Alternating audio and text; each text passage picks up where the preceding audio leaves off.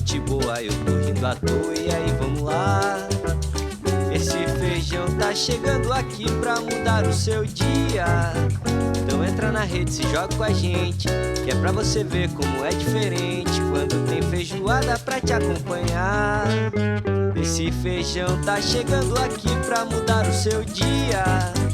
Então entra na rede, se joga com a gente, que é pra você ver como é diferente quando tem feijoada pra te acompanhar.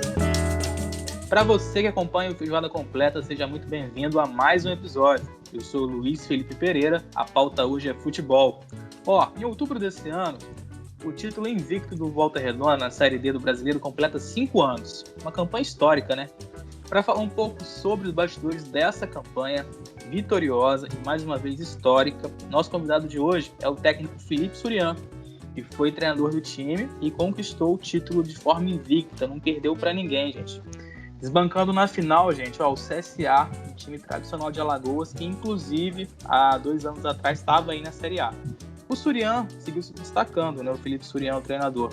Nesse ano, depois de boa campanha com a Portuguesa, eu estou falando 2021, Portuguesa Carioca no estadual do Rio de Janeiro, ele foi contratado pelo Sampaio Corrêa, na Série B do Brasileiro. Tá lá, tá disputando a Série B. Então, já viu, né? O papo passa por Voltaço, 5 anos de título, fala também um pouco de futebol, convicções aí do Felipe Surian sobre como é que tá o futebol hoje. A gente vai bater um papo legal, um papo maneiro aí sobre o esporte que atrai sempre muita atenção, né? Todo brasileiro já nasce um pouquinho como técnico de futebol, então vai ser um bom papo para tirar dúvidas sobre esse esporte aí com o Surian. A gente já vai bater um papo com ele, antes vou dar um alô inicial para o Matheus Guzmão. Salve, salve, Matheus. Salve, salve, Luiz Felipe. Bom momento a todos os ouvintes do Feijoada Completa. Prazer imenso ter a oportunidade de entrevistar o Surian. Se não é o maior, está facilmente no top 3 dos maiores técnicos da história do Volta Redonda Futebol Clube. Então, como Volta Redondense, digo que é um orgulho muito grande poder bater esse papo com o Surian, Luiz. Beleza. Felipe Surian, seja muito bem-vindo ao nosso Feijoada. A casa aqui é sua. Para começar a nossa conversa, queria que você contasse pra gente quais são as lembranças que ficaram aí da campanha de 2016, essa campanha histórica e invicta, né? Bacana, te agradeço pelo convite, Luiz, Matheus, fazer parte desse momento, né, que hoje a gente vive, né?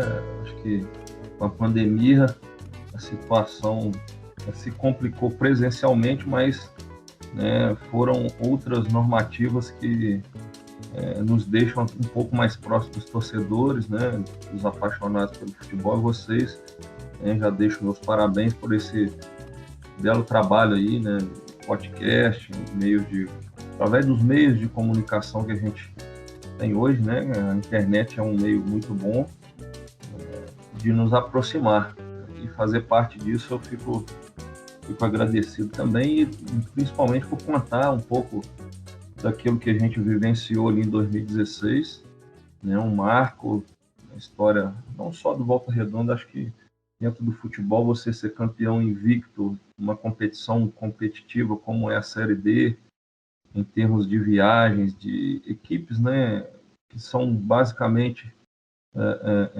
igualitárias, vamos falar assim, são bem iguais, não tem muitas diferenças, e a gente conseguiu um título invicto, né, naquele ano, superando várias dificuldades, né, transformações, porque nós tínhamos um elenco no estadual, né, no Carioca, onde fizemos um grande Carioca também, fomos campeões da Taça Rio em 2016, e após o estadual nós perdemos grande parte do elenco, mas mesmo assim a gente conseguiu remontar o elenco, conseguimos pensar alguns atletas das equipes do Rio também, que fizeram o estadual, e consequentemente esse belo trabalho. Um trabalho que não foi somente meu, foi de toda uma comissão técnica, né, da diretoria, que também ajudou na época, todo o staff.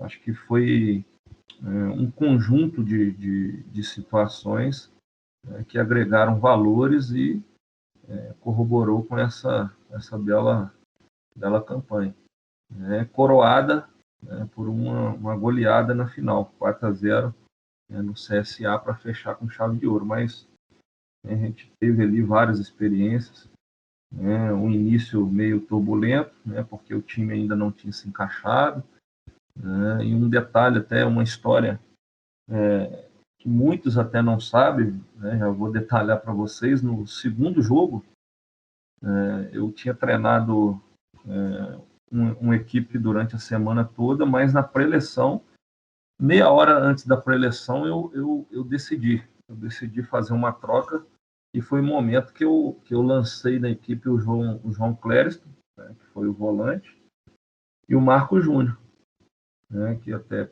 poucos dias atrás estava no Vasco, hoje está no Remo. Né, e eu acho que aquele ali foi o encaixe que a gente precisava para dar sequência, e foi maravilhosa naquela competição. Eles encaixaram muito bem, o João ali com o Marcelo, né, e com o Bruno Barra, com outros atletas ali daquela época, o Marco Júnior, os três ali por dentro. O Bruno Barra chegou depois, mas foi o João Clériston, o Marcelo e o Marco Júnior, os três ali fazendo, né, aquele triângulo ali, né, invertido, vamos dizer assim. O João segurando um pouco mais e dando liberdade para o Marcelo e para o Marco Júnior. A gente conseguiu, né, ter um meio de campo muito forte nessa competição, né, e com a qualidade que o Di já estava na época, né, e outros atletas, o Pernão, o David Batista, que chegou também, fazendo uma grande competição. Eles agregaram muito valor, e a gente conseguiu as vitórias, né, importantes em casa, fora de casa, e alguns empates também que nos levaram, né, ao título invicto.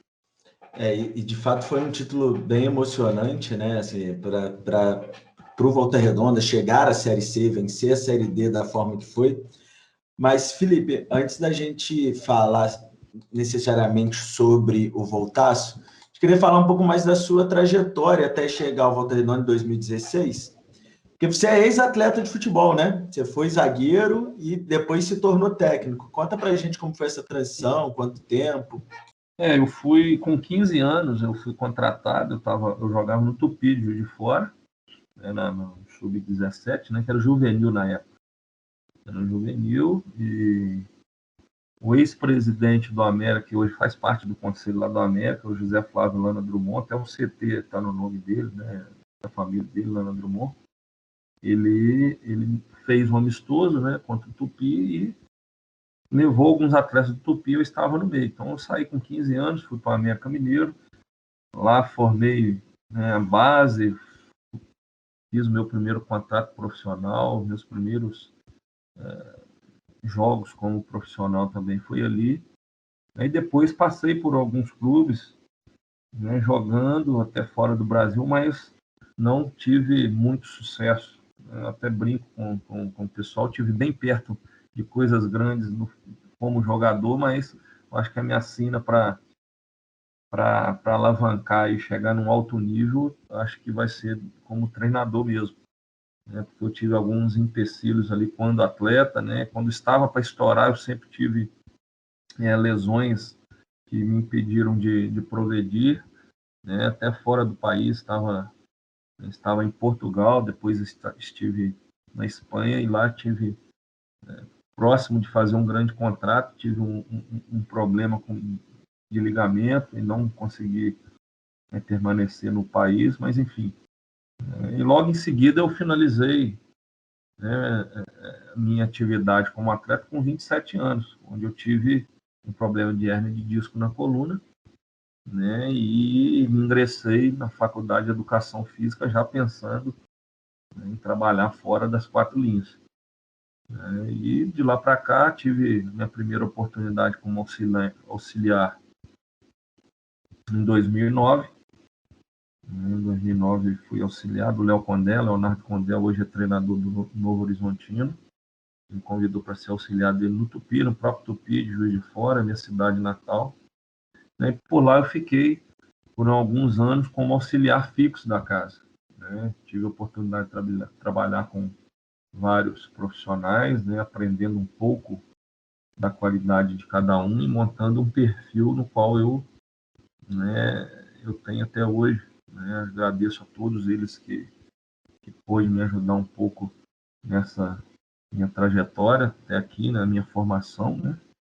E fui efetivado como treinador principal do Tupi em 2013, Campeonato Mineiro de 2013. Fizemos uma boa campanha, uma grande campanha, né? A gente não foi para a semifinal do Campeonato Mineiro por saldo de um gol, né? Mas pude, né, lançar vários jovens naquela época, né? O Vina 10 do Ceará, né? Foi eu que lancei naquela época. Eu peguei ele no Paraná e trouxe para jogar o Campeonato Mineiro, né? O Tadeu, goleiro do Goiás, também veio daquela época, foi a primeira oportunidade dele como profissional. Eu busquei também ele no Paraná. Tem um lateral direito que está no Japão hoje, que é o Maguinho, que ele saiu do Tupi naquela época, esteve no Vila Nova de Goiás e foi para o Japão, já tem 3 temporadas no Japão, né? E eu pude, o próprio Douglas Borges, que está no Botafogo hoje, goleiro, também o busquei da base do Cruzeiro e lancei naquela época. Então eu pude agregar um pouco, né, na carreira de alguns atletas ali naquele ano, né? E na sequência, após o Campeonato Mineiro, eu já tive meu primeiro acesso. Então, o primeiro ano foi muito proveitoso, né? E iniciar um primeiro ano como treinador já com uma boa campanha estadual e um acesso nacional me deu, né, uma certa confiança em ver que eu estava no caminho certo. E de lá para cá, eu sempre procurei fazer bons trabalhos, né? Em 2015, também no Tupi, montei a equipe que subiu para a Série B. Eu saí um pouco antes, né, do acesso. Em 2016, eu já estava no Volta Redonda. Então, de 2013 a 2016, a gente conseguia aí alguns feitos, né? E do Volta Redonda para cá, vocês acompanharam mais de perto, né? E, consequentemente, né, os trabalhos até aqui. Surian, se você me permite, eu trabalhava na cobertura de esporte em 2013 e lembro quando teve um Tupi Resende pela Série D. E o time do Tupi, assim, a gente, né, na cobertura no interior do Rio de Janeiro, o time do Tupi pra gente era muito chato. Tinha o Núbio Flávio, se não me engano, atacante, jogava uma bola redondinha e quando deu o cruzamento Tupi e Resende, a gente foi ver time por time, a gente sabia que realmente para o time da região, né, a gente na cobertura de interior, a gente acaba meio que vislumbrando possibilidades, né, para o time que você está cobrindo, para ele chegar mais longe. A gente falou, ó, o time dos caras é encardido, e realmente deu Tupi, né? E aí, assim que você foi contratado em 16, no fim de 15 ou 16, e aí chega seu nome, né? Ó, contrataram o Felipe Surian, e a gente na redação, o cara que eliminou o Resende em 2013, aquela campanha do Tupi, como você acabou citando aí agora, né? Queria que você contasse para a gente, você começou a falar, né, sobre o João Clériston, o Marcelo, o próprio Dija, só para ambientar, né, para quem está ouvindo, num campeonato como a Série D, como que é a participação do técnico na montagem do elenco? Você tinha alguns nomes que você apresentou para a direção ou foi algo mais que havia um planejamento feito e aí foram chegando os jogadores e você foi entendendo? Assim, quando são duas situações, né? Aqui, sempre no Tupi, eu tive 2 acessos, né? Um título também em 2011, mas como auxiliar, e foram várias séries D disputadas. Então, eu já tinha meio que, né, vamos dizer assim, uma certa experiência dentro da competição, né? E após o estadual ali, quando a gente perdeu alguns atletas, eu sentei com o Osada, né, na época, que era o diretor, e falei, Osada, a situação é o seguinte, a gente perdeu peças importantes, mas a gente conseguiu manter uma base. Então, a gente vamos buscar dentro do mercado atletas que se encaixam dentro desse perfil, né, dentro disso que a gente pensa, dentro do que eu penso dentro da competição, e não vamos perder mais atletas, né? Perder mais atletas ou desfazer de toda a equipe. E foi isso que a gente fez, né? A gente buscou ali alguns atletas somente para compor as lacunas que a gente perdeu, né? E deu certo. Acho que, né, principalmente de alguns atletas que eu conhecia, que era o Osmar, lateral direito, né, que na época fez uma excelente competição, né, o Danny Boy, que eles falam, né, o zagueiro, que eu já o conhecia de jogar contra no Madureira, né, o João Clériston e o Marco Júnior Usada, conhecia eles do Bom Sucesso, e ele indicou na época, né, e outros atletas que vieram ali, né, por indicação minha e deles também, a gente em conjunto a gente conseguiu montar essa equipe. Mas vai muito do feeling, né, do que a competição pede.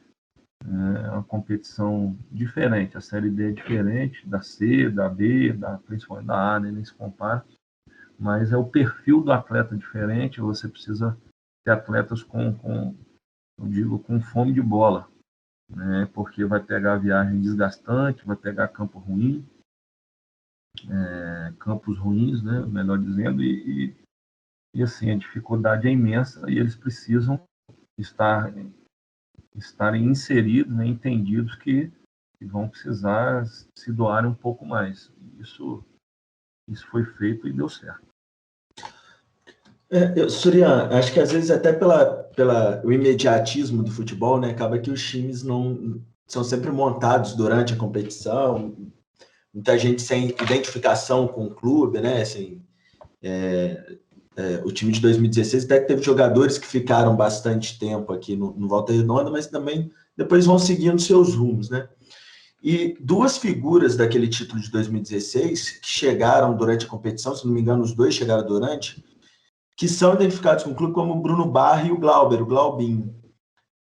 Como que esses dois jogadores mais experientes da cidade ajudaram na formação daquele grupo? Principalmente o Glaubinho, que já tinha sido campeão da Taça Guanabara em 2005, né? O Glauber é uma pessoa sensacional, né? O Glauber dispensa comentário, ele dentro do grupo, ele ajudou bastante com a sua experiência, né? Claro que ele teve um pouco de dificuldade para jogar, não pela qualidade, mas pelos dois atletas que estavam ali cumprindo aquela função, que era o Marcelo, né, que dispensa também comentário, e o Marco Júnior, que estava, né, num ano memorável, mas foi um atleta que... E o Marcelo estava voando, né? Estava voando. Que agregou muito valor, né, pela sua experiência, pela atitude que ele tinha no dia a dia, enfim, por tudo que ele também viveu dentro do futebol e é da cidade também. O Bruno Barra, eu tô me recordando que agora ele fez o estadual, mas na série dele não permaneceu, porque ele, salvo engano, ele foi para o Atlético Goianiense com o Marcelo Cabo. E ele retornou na Série C de 2017. Então, na série dele não estava, porque os volantes eram o João Clériston, o Marcelo, né? Tinha o do Boa Vista, que eu esqueci o nome agora, era o capitão do Boa, até hoje ele está no Boa Vista, bom volante também, né? Mas o Bruno Barra, ele tinha sido transferido, emprestado para o Atlético Goianiense. Mas também é um cara bom de grupo, né? Um atleta identificado com o clube. Surian, falando da campanha em si agora, né? O Voltaço cai num grupo com o RT, Desportiva Ferroviária e Goianésia. E aí ele dispara, né? 14 pontos. Queria ouvir aí sua não é nem análise, né? Mas quais eram as suas impressões? Vocês conseguiram nadar de braçada, vamos dizer assim, né? Olhando a tabela hoje, quase assim, 5 anos depois a gente vê que havia uma vantagem, mas como você falou, o campeonato da Série D é difícil para todo mundo, né? Havia uma expectativa, assim, a URT fez 13, ficou coladinha, mas a Ferroviária fez 7, né? Fez metade. Agora, sendo um pouco engenheiro de obra pronta, assim, analisando o grupo pela pontuação, mas havia uma expectativa ou de realmente pontuar bem, de ir como foi, Ou meio que foi jogo a jogo mesmo, assim, ganhou um e aí, pô, acho que dá, vamos fazer assim, e aí as coisas foram caminhando. Foi meio que encaixando. Os primeiros jogos, né, como eu disse anteriormente, foram mais difíceis porque a equipe ainda não estava se encontrando, principalmente o primeiro jogo foi muito ruim, salvo engano, foi contra o RT. A gente fez o gol no finalzinho, um cruzamento do Osmar, né? E o meia na época que estava jogando, não era nem o primeiro jogo, não era nem o Marco Júnior, era aquele lado que veio do Friburguense. Esse é o nome dele. Tô ficando velho. Mas ele aí fez o gol e depois daquele jogo, com as mudanças, né, o time foi encaixando. Foi encaixando, né, e foi meio que jogo a jogo. Eu ia analisando os adversários, né? Às vezes jogava um pouco mais sendo reativo, explorando ali o Dija, o Pernão pelos lados, junto com o David Batista com a sua força. Né? Outros jogos a gente sentia que poderia abrir um pouco mais e agredir um pouco mais, então foi meio que jogo a jogo e as coisas foram acontecendo. Aí nós ganhamos vários jogos fora de casa também, né? E isso devido a algumas estratégias ali da época, mas foi jogo a jogo mesmo. Surya, quando você chega no Voltaço, né, para essa campanha vitoriosa, o clube pensava, você tinha essa cobrança, ou você já explicou que foi jogo a jogo, que foi sentindo que poderia, mas o clube, assim, a direção, eles te cobravam isso ou era para só fazer uma tabela ok? E aí, curtindo o bate-papo? Então, se você chegou até aqui, saiba que este podcast tem oferecimento da Duduca Filmes. E você, quer fazer o seu podcast também? Se liga que a Duduca pode te ajudar nessa missão. Manda pra gente um longo áudio no WhatsApp. 11 98691 1239. E olha, prometemos não clicar no acelerar. Gostamos de uma boa conversa, se é que você me entende. Não, assim, na realidade, como a gente tinha feito um estadual muito bom, né? Muito bom, eu tinha meio que adquirido a confiança ali do Zaga, do Flávio, né? E não tinha muita pressão. A pressão era mais minha mesmo em cima dos atletas, né, por conhecer a competição. Então, né, internamente ali a gente tinha um ambiente saudável, eu com a diretoria e com os atletas, mas a principal cobrança era nossa, da comissão, em cima dos atletas.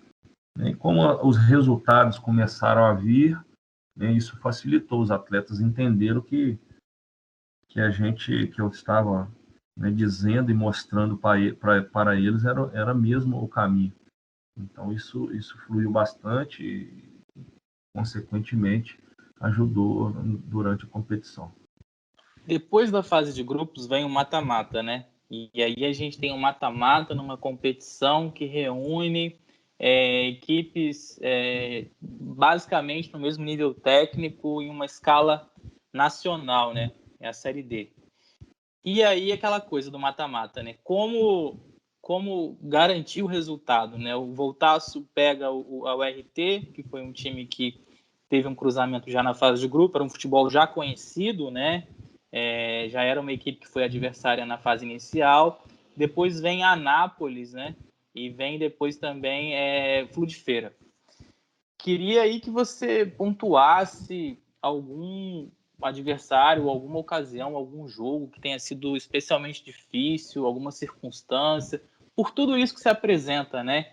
Como fazer o resultado fora e manter em casa, ou ao contrário, como abrir uma vantagem em casa e não levar gol, né? Aquela coisa do lá e cá. Se você puder lembrar de alguma história aí pra gente. O RT a gente já tinha enfrentado, porém o RT tinha um grande equipe, tinha um grande time.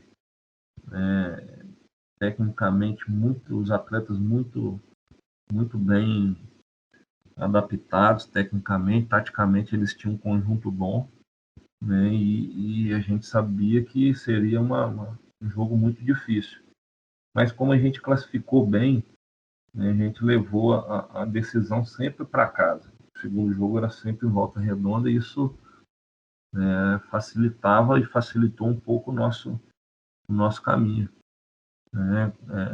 Eram jogos difíceis, o RT lá é um campo muito pequeno, então a gente coloquei a estratégia de fazer um jogo bem reativo mesmo, baixei bem as linhas, joguei bem, né, protegido defensivamente, né, e explorando os contra-ataques. E a gente conseguiu fazer lá um bom jogo, um grande jogo. Em casa a gente conseguiu finalizar, ganhamos de 2-0 em casa. Então a gente empatou fora e ganhou em casa. E na sequência veio o Anápolis, que tinha uma equipe também muito qualificada, com investimento alto. O treinador lá era o Ricardo Drubski. E a gente também, com o primeiro jogo fora, aí a gente mudou um pouquinho da estratégia, não ser tão reativo, porque o campo lá já nos dava uma condição para jogar um pouco, e eu fiz meio que um trabalho de variação defensiva e ofensiva e conseguimos vencer o jogo fora. Vencemos lá por 2-1, né, e levamos para casa uma certa vantagem, né, de fazer um jogo mais tranquilo, mais consistente dentro de casa. E no segundo jogo nós empatamos, né, e consequentemente passamos ao último mata-mata, que foi o mata-mata do acesso contra o Fluminense de Feira. É uma viagem desgastante, né, uma equipe qualificada também, né, vinha embalada, estádio lotado, né, mas também nos dava uma condição de jogo. Era um estádio, né, já com um gramado bom, um gramado mais moderno. Isso facilitou um pouco do jogo e a gente também conseguiu a vitória lá. Conseguimos, né, sair de lá com um bom resultado e jogar bem mais tranquilo no Raulindo. Foi o jogo que a gente... Foi o único mata-mata e o mata-mata do acesso, que a gente venceu as duas partidas. Né? Isso facilitou bem.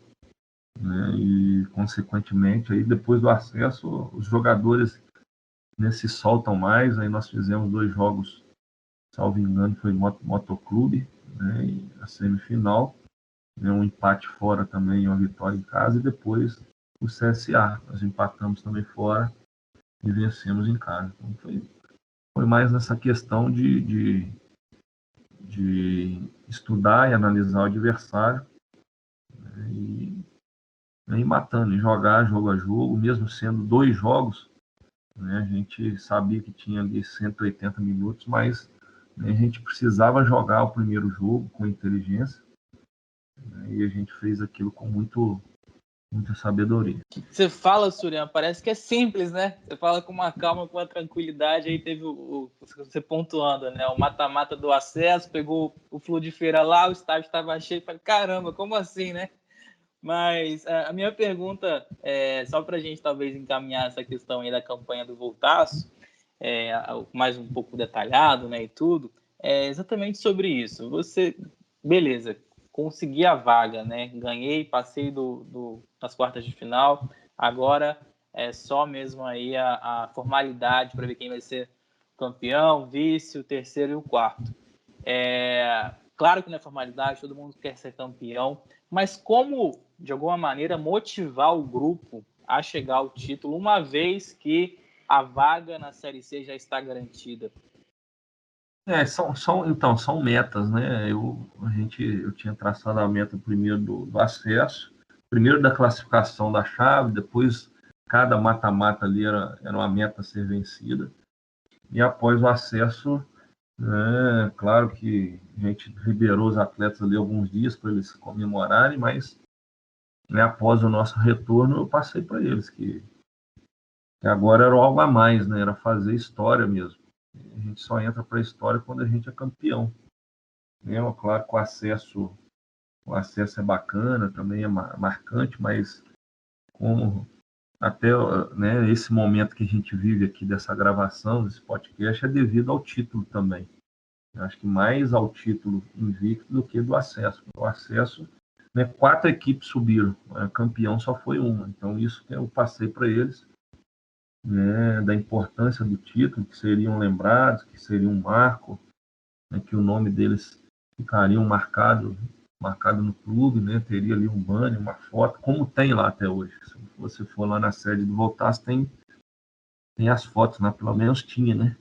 Não sei se eles tiraram, mas tinha as fotos, né, dos títulos, né, da Taça Rio, do Campeonato Brasileiro. Então, eu fui meio que na mente deles. Eu vou na mente do atleta, eu tento, né, extrair o máximo, né, de atenção e de vontade de ganhar deles possível. Então, foi mais esse trabalho aí, vamos dizer, psicológico, para levá-los ao título. E, Surya, a gente fala muito da importância desse título para o Volta Redonda, né? E para você, como treinador, foi uma mudança de patamar? Como que você encara esse título para a sua carreira e para a sequência da sua carreira? Foi também. Mesmo assim, em 2011 eu tive, né, como auxiliar, tive o título também brasileiro. Em 2013 eu tive o acesso, mas fiquei em terceiro lugar, nos finais da competição, perdi a semifinal para o Juventude. Era até o Lisca era o treinador na época, eu não consegui chegar às finais, né? E com certeza, né, um título, ele, como eu disse, para os atletas, e falo também com a comissão, é o que marca o título, né? E ficou marcado, né? Depois daquilo, né, surgiram algumas oportunidades, né, na minha carreira, né, e uma mudança até de patamar, vamos dizer assim, financeiro devido a esse título. Então, não só para o Volta Redonda, para mim também foi, para os atletas também, né, o Dija, né, o Marcelo, né, o Marco Júnior, né, você vê a maioria desses atletas aí, o próprio Mota, que está aqui comigo no Sampaio Corrêa, naquele ano fez uma excelente competição, foi um dos grandes nomes na competição, né? Então foram mudanças de situações e de patamares para eles também, né? Tinha o Cristiano, lateral esquerdo, que era muito bom jogador, né, também na época. Então a gente tinha uma equipe muito boa. Dá para falar num destaque do Voltaço na campanha? Talvez alguém que tenha se destacado de maneira além, você conseguiria talvez trazer um nome para a gente, ou você acha que é mais o valor do grupo mesmo? Então, o grupo era muito bom, cara, muito bom, mas o Mota teve jogos memoráveis, né? Aí eu vou pincelar 3, o Mota, o Marcelo, né, e o Dija. A gente, né, acho que os 3 ali, eles foram os diferenciais, né? O grupo estava bem, né, bem homogêneo, né? O grupo era bem consistente, era bem comprometido, mas esses 3 aí, eles dentro de campo, eles tiveram atuações aí, né, que nos deram aí uma situação muito boa durante os jogos. O Dija jogou demais aquele campeonato. Só tinha um estilo que eu achava que você tinha que proibir ele de usar, o Surya. Um jogador não pode ter aquele estilo tão ruim que o Dija Baiano tinha, não. Ainda mais jogar com calção lá em cima. Você tinha que dar uma dura nele. Rapaz, jogador tem cada mania, que eu vou te falar um negócio. Mas, assim, enquanto ele estava jogando, estava resolvendo, eu fingi que nem estava preocupado, não. Mas aquele grupo também te gerou, igual o Mota está com você hoje, acho que o Luiz Gustavo também está com você? O Luiz Gustavo também. E estava na Portuguesa, né? Então você também acaba criando esses jogadores de confiança, né, Surya? Você sabe que você pode contar. O Dija eu levei para alguns lugares, comigo também, em outras situações. O Luiz estava na Portuguesa, está aqui comigo. O Mota já estava aqui, né? Não foi eu que trouxe. Mas são jogadores que a gente já conhece, facilita que eles acaba passando para os atletas a forma que a gente joga, né? Que a gente pensa, facilita um pouco o trabalho. Agora, se me permite mudar o tópico aí da conversa, queria ouvir de você, Surya, um pouco de suas convicções sobre o futebol, né? Conversando com amigos, assim, a gente vê hoje que praticamente, não sei se virou uma tônica no futebol brasileiro, ou se de fato é uma tendência que veio de fora, mas todo time quer sair jogando, né? Todo time quer sair, aquela jogada com lateral aberto, joga no volante, aí abre com meia, aquela bola do tiro de meta lá no centroavante para ele escorar e fazer o pivô e ver quem está vindo de trás, parece que não tem mais. Mas assim, só mesmo uma observação que eu faço. Queria ver como você enxerga o futebol hoje. Você acha que daqui para frente vai ser mais toque de bola mesmo, mais marcação e pressão? Existe uma tendência que traz todo esse movimento, ou você acha que é um movimento mais cíclico assim? São momentos, né? São momentos. Acho que o momento que o futebol pede hoje é um futebol mais jogado, vamos dizer assim, mais construtivo. As equipes têm tentado construir mais. Eu particularmente, eu não sou muito de arriscar, né? Quando as equipes pressionam minha linha defensiva, eu prefiro fazer a bola ficar o mais longe possível do meu gol, porque isso demanda tempo, né, para treinar, e a gente não tem tempo para treinar.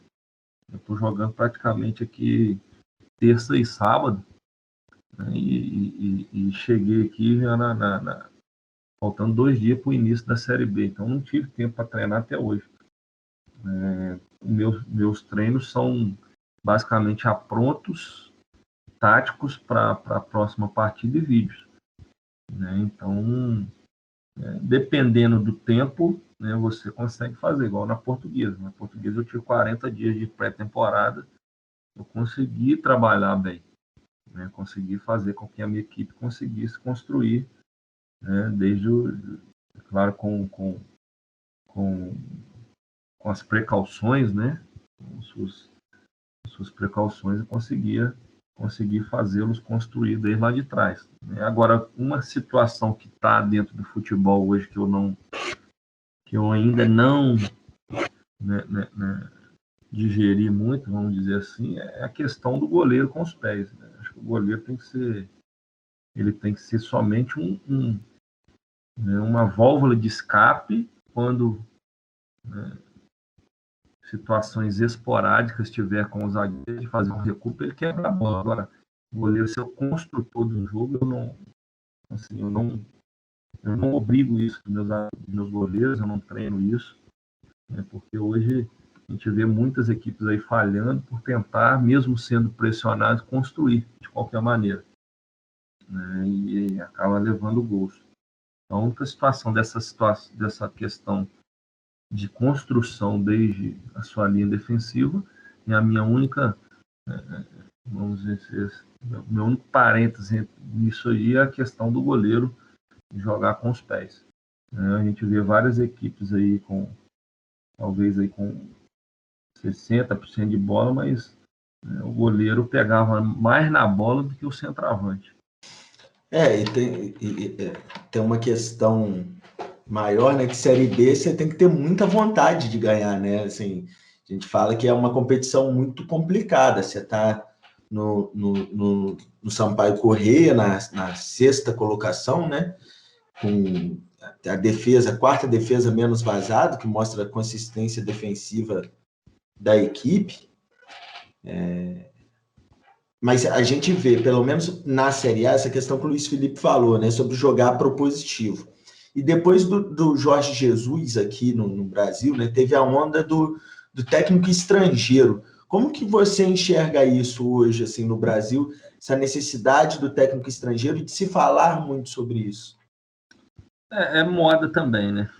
Eu sempre toco nessa tecla, né? Porque nós temos excelentes profissionais aqui no país, né? A gente tem se qualificado mais a cada ano, né? E é claro que também o mercado é competitivo, e quando principalmente na Série A, né? Quando não se obtém resultados, né, acaba-se buscando alguns nomes até para meio que trazer um certo alívio para o torcedor. E chegaram-se alguns bons profissionais, né? Bons profissionais, Jorge Jesus, né? Outros tantos que vieram aí e deixaram as suas marcas, né? O próprio do Palmeiras vem fazendo, o Abel vem fazendo, né, alguns bons jogos, outros nem tanto, mas ele deixa ali a sua marca, a sua filosofia, né? Mas assim, falta um pouco, né, o que a gente conversou até na licença A lá da CBF. Acho que falta um pouco de nós treinadores a coragem de buscar a vitória. Acho que o futebol hoje ele pede muito, o torcedor pede muito isso, né? Ele quer ver time agressivo, quer ver um time como, né, o Jorge Jesus fez ali, né? Claro que ele tinha peças excelentes, tinha bons atletas na mão, né? Mas ele conseguiu extrair o melhor de cada atleta ali jogando para frente, né? Fazendo com que o time fosse competitivo, né? Sendo, né, agressivo. Então, assim, a gente precisava também, nós como treinadores, mudar a nossa forma de pensar, de jogar, né? E eu também, eu confesso que de 2016 para hoje eu mudei bastante, né? Quanto a isso também, né? E assim, são momentos, né? Cada um a gente, pelo menos eu tento ver em cada treinador, sendo estrangeiro ou não, né, que está principalmente no Brasil hoje, né? A gente, é claro que a gente assiste outros campeonatos, né, mas eu tento extrair a forma, o modelo de jogo de alguns, o método de trabalho, e tento colocar dentro do que eu penso de jogo, né, e vou montando a minha metodologia, não copiando, mas é claro que pensando coisas boas de vários bons profissionais, e com certeza, né, eu não vejo esses profissionais que, né, estrangeiros vindo para o Brasil como ameaça, não. Eu vejo como, né, como oportunidade também da gente conhecer outros métodos, né, que também, né, não são muito diferentes daquilo que a gente já viu e já tem no Brasil, né? São mais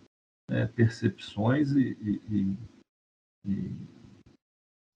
vamos dizer assim, trabalhos, né, e metodologias um pouquinho diferentes, né, mas são bem próximos daquilo que a gente já viu também. Você começou a carreira de treinador muito novo, né, Surian? E aí agora, já emendando um pouco da sua resposta, queria talvez entender como é que foi essa formação aí do treinador Felipe Surian. Quais foram, né, as principais influências que você acabou tendo aí como referência, mas no começo, né? Porque aí depois vai se consolidando, cria-se um estilo próprio, né? E tudo. Mas de alguma maneira, quais foram os profissionais que te inspiraram aí nesse caminho? E aí, curtindo o bate-papo? Então, se você chegou até aqui, saiba que este podcast tem oferecimento da Duduca Filmes. E você, quer fazer o seu podcast também? Se liga que a Duduca pode te ajudar nessa missão. Manda pra gente um longo áudio no WhatsApp. 11 98691 1239. E olha, prometemos não clicar no acelerar. Gostamos de uma boa conversa, se é que você me entende. Então, assim, acompanhei pouco, né, pela idade na época, né, mas depois buscando a internet hoje nos ajuda bastante, né, o Tele Santana acho que foi um dos grandes mentores aí, não só meu, né, como também de outros profissionais, né, o estilo dele de jogo, né, a percepção de tentar lapidar, né, um atleta e melhorar a qualidade dele, né, em seus princípios, isso me marcou bastante, né. Eu peguei ali algumas situações, principalmente o Cafu, né? A gente pega alguns vídeos, algumas declarações, né, dizendo que o Tele fazia ele, depois do treino, cruzar 50 bolas, né, fazer 50 cruzamentos, né, colocava atletas para finalizar, para bater falta, né, e hoje a gente quase que não vê isso, né, e eu trago isso ainda comigo, eu tento, né, fazer com que os atletas melhorem a cada dia esses fundamentos, né, que são os principais fundamentos do jogo: cruzamento, domínio, passe, né. Hoje tem muitos treinadores que estão somente focados na posse de bola, né, aquele joguinho, né, um campo reduzido, né, um rondo que eles falam, né, mas o analítico mesmo eles estão deixando de lado. Então, o meu trabalho é em cima de muito disso que o Tele Santana implantou ali e tinha nas suas equipes, né? A melhora e a qualidade nos aspectos técnicos individuais, porque quando o atleta melhora individualmente, é mais fácil, né, de você agregar qualidade do grupo, no grupo em geral, né, no coletivo. Então, foi aí um dos principais, vamos dizer assim, que me fez, né, entender e planejar os meus trabalhos de hoje. Surian, você falou agora há pouco de valorizar os talentos individuais dos jogadores, né? Assim, deu o exemplo do treinamento de falta, da cobrança do cruzamento do Cafu lá de 50 vezes, e citou também a questão do trabalho técnico, né? Que fica tático, campo reduzido, posse de bola, troca de posição. E me parece que isso virou, de fato, um padrão, né? De todos os times terem que jogar dessa forma, serem cobrados pela experiência esportiva disso, de ter a bola, de jogar, campo reduzido. Isso pode ter atrapalhado e tirado, assim, que a gente vê o talento de surpreender, do drible, do último terço do campo, fazer o improviso, aquela coisa que sempre foi de valorização do jogador brasileiro? Atrapalhou e vai atrapalhar no futuro ainda. Porque, infelizmente, a base hoje no Brasil eu costumo dizer que a base, né, ela tá mal formatada nesse sentido. Muitos profissionais ali das bases dos clubes brasileiros estão preocupados em saber quantos passes o seu time fez no jogo, quanto tempo, qual percentual de posse de bola que a sua equipe teve, né? E a gente só está perdendo os talentos, né? Se pegar hoje a seleção brasileira, né, a gente não tem aquilo que a gente tinha aí há 10, 15 anos atrás, né? Nem 10, 15 anos, ou 5 anos atrás, né? Quando acabou essa geração do Ronaldinho Gaúcho, do Ronaldo Fenômeno, o Robinho, Denilson lá para trás, né? Esses atletas que faziam realmente a situação acontecer diferente, né? A gente fica preocupado. O futebol está muito mecanizado, né? E a base hoje, a gente está muito preocupado. A gente pega atletas aí que não sabem dominar uma bola, não sabe fazer um lateral, que não sabe fazer, não sabe nem bater o lateral. Bate lateral tudo torto, bate lateral na cabeça do seu companheiro, ao invés de fazer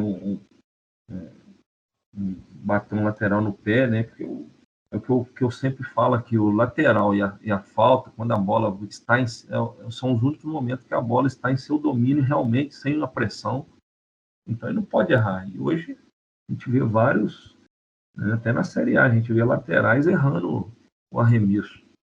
E isso tem me preocupado, né? Mas a gente tenta de alguma forma ajudar, né?